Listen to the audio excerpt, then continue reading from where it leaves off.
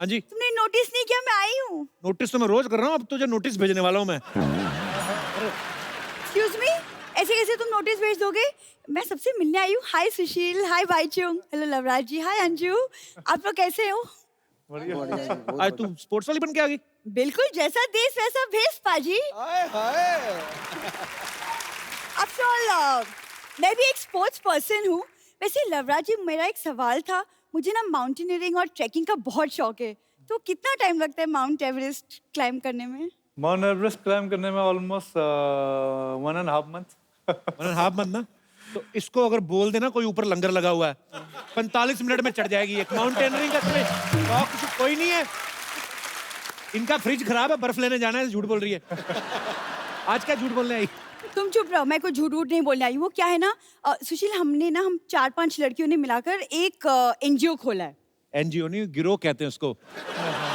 ये 5-6 लड़कियां हैं, कोई गाड़ी आती है ना, जानबूझ के गिर जाती है, "ए, चोट लगी", फिर पैसे मांगती हैं। कभी कभी तो पर्स छीन के भाग जाती हैं ये। एक दिन ये भी था, चेन चोरी करने के बाद बोला कि आपको कभी लगा था कि मैं आपकी चेन चुराऊंगा?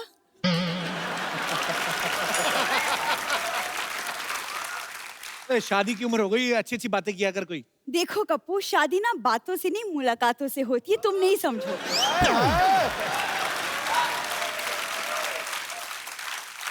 बस कर, मेरी हंसी निकलवाएगी तू, जा। देखो मैं यहाँ हंसाने नहीं, ये मैं कुछ सामान बेचने आई हूँ ताकि मैं चैरिटी कर सकूँ। चैरिटी? तो ये चोरिटी कहाँ से की, पहले तो ये बताओ। इसका सामान उठा के लाई है ये? किसी का भी नहीं। ये देखो, ये सब एंटीक सामान है, तो मैं ऑक्शन करूंगी, ठीक है? ये देखो, ध्यानचंद जी की हॉकी। ओ, तुम्हारे पास कहाँ से आई है? कहाँ से आई मतलब क्या, दादाजी खेलते थे उनके साथ। आ गया दादा। ये ध्यानचंद जी के जानते थे, ये तो मेरे को पक्का पता है, लेकिन एक बार ध्यानचंद जी का ध्यान इधर हुआ, ये हॉकी लेके निकल गए इनके दादाजी। ये ऐसे काम करते तुम लोग? खबरदार, तुमने मेरे दादाजी को चोर कहा तो। वो स्पोर्ट्स पर्सन थे। वैसे अंजू जी, पता है वो दादाजी ना लॉन्ग जंप में भी चैंपियन थे। मजबूरी थी उनकी, घर नाले के बिल्कुल बगल में था। दरवाजा खोलते लॉन्ग जंप मारना पड़ता था उनको। एक बार तो पाजी जंप ना, एक बार लॉन्ग जंप थोड़ा सा शॉर्ट रह गया, फिर जाके जुहू बीच से कलेक्ट किया इनको। और क्या सामान लेके आई है? झूठ बोली जा रही है। नाले के बीच में से ही निकल मेरे गए वो। पास एक बहुत ही पुराना but brand new cricket bat है। देख लो, दिमाग सरका है। बहुत पुराना है तो ब्रांड न्यू कैसे हो गया? पुराना है लेकिन यूज नहीं किया। वो क्या है ना, एक बहुत ही महान क्रिकेटर 1990 में खेलने के लिए उतरे, लेकिन यूज ही नहीं किया। मैंने नहीं कहा, मैंने कुछ कहा पाजी, उसने कहा, मैंने कुछ कहा?